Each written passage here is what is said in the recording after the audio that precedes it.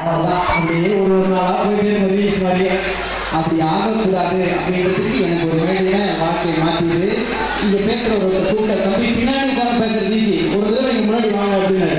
சரி யாரையோ சொல்ல போகணும்னு சொன்னோம், மச்சா யார் பண்ணுறாரு யாருன்னு சொல்லி பேசிட்டு இருந்தோம். என்னை பாயிண்ட் பண்ணி தம்பி இன்னும் பாயிண்ட் மேலே வாங்கினாரு, கூப்பிட்டாரு. சரி இந்த மாதிரி கொடுத்து அங்கே பேசுகிறத இங்கே பேசினாரு. ஒரு 2 நிமிஷம் அமைதியாக இருந்தேன். கீழே அவ்வளோ பேசுகிறோம், மேலே வந்து ஒரு வார்த்தை பேச முடியே அப்படின்னு அப்படியே பார்த்தாரு. என்ன இல்லை சார் சார் ஓகே சார் பேசு அது ஓகே சார் சார் சார் ஏன் பேச முடியல அப்படின்றது அன்றைக்கி தான் புரிஞ்சுது. ஏன்னா இது வரைக்கும் நம்ம யாரும் பேசி கேட்டதே இல்லை, கேட்டால் தான் பேச முடியும். ஸோ அதனால தான் 2 காது ஒரு வாய் கொடுத்துட்டாங்க. நல்லவர்கள் நிறைய சொல்கிறப்போ 2 காதுலையும் கேட்கணும், அப்போ தான் அந்த வாயால் நிறைய விஷயங்களை பேச முடியும் அப்படின்றதே அன்றைக்கி தான் தெரிஞ்சுது. ஸோ அப்படி ஒரு நன்னாளாக இந்த நாள் உங்களுக்கு இருக்கணும் அப்படின்றத என்னோட ஆசை. ஏன்னா ஒரு கடந்து போகிற ஒரு நாளாக இல்லை நம்ம எக்ஸாமுக்கு போகிற அப்படி தாண்டி போகாமல் ஏன் படிக்கணும் அப்படின்றதுக்கு அவ்வளோ ஆழமான கருத்துக்கள் நிறைய சொல்கிறாங்க. யோசிச்சு பாருங்க, நமக்கு பிடிச்ச மாதிரி நமக்கு புரிகிற மாதிரி சொல்லணும்னா நம்மக்கிட்ட நிலம் இருந்தால் அதை எடுத்துக்கலாம், நம்மக்கிட்ட காசு இருந்தால் அதை பிடிக்கலாம். கல்வி மட்டும்தான் நம்மக்கிட்ட இருந்து யாராலையும் எடுக்க முடியாத ஒரு மிகப்பெரிய சொத்து.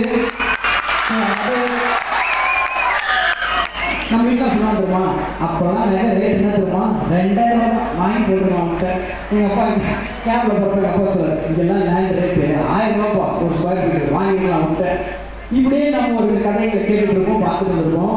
ஒரு 20 வருஷம் நம்ம அப்படியே ஜாலியாக இருந்தோம்ல, நம்ம அடுத்த தலைமுறைக்கு சொல்லுவோம், இப்படி தான்ப்பா அன்றைக்கி விவரம் சொல்லலாம் 12th படி முட்டை அப்படி நம்ம அப்படி கைத்தக்கூடாது, யோசிக்கணும். இதுவே தான் மறந்து போயிடுவோம்.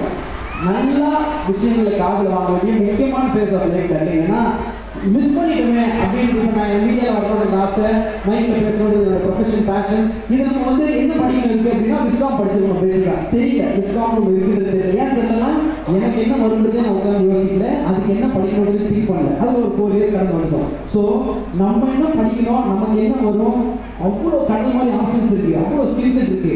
ஏதோ ஒன்றத்தில் கரெக்டாக நம்ம டேப் பண்ணி கரெக்டாக நம்ம டியூன் பண்ணிட்டோம்னா இங்கே இருக்கிற 2500 பேரும் சாதனையாளர்கள் தான். ஏன்னா ஒரு நாள் நம்ம பார்க்குறோம் ஒருத்தர் காரில் போகிறாங்க, ஒரு நாள் பார்க்குறோம் ஒருத்தர் ஃப்ளைட்டில் போகிறாங்க, நம்ம பார்த்துக்கிட்டே இருக்கோம், லைக் பண்ணிக்கிட்டே இருக்கோம். நம்ம எப்படி இந்த மாதிரி போக போகிறோம் அப்படின்னு நீங்கள் நினைக்கிற ஒரு நாளாக இந்த நாள் இருந்துச்சுன்னா சத்தியமாக கடவுள்கிட்ட அத்தனை விதமான அனுகூலமும் நீங்கள் உங்களுக்கு கிடைக்கணும் அப்படின்னு சொல்லி நான் ப்ரே பண்ணிப்பேன். அப்படி நீங்கள் நினைக்க ஆரம்பிச்சிங்கன்னா அதுதான்